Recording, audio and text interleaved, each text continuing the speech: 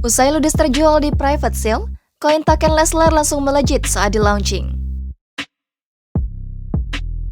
Pasangan selebritis Rizky Bilar dan Lesti Kejora baru saja merilis bisnis koin token mereka pada 6 Februari 2022 kemarin. Keduanya merilis Leslar Metaverse dan Dolar Leslar yang merupakan proyek kripto mereka. Setelah Dolar Leslar menorehkan rekor sold out saat private sale selama 30 detik dan sold out di pre-sale selama 12 menit.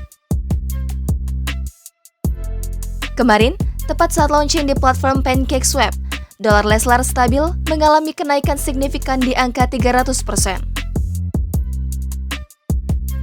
Reza W selaku CEO Leslar Metaverse menyebut antusias fans Leslar sangat luar biasa dalam private sale hingga launching.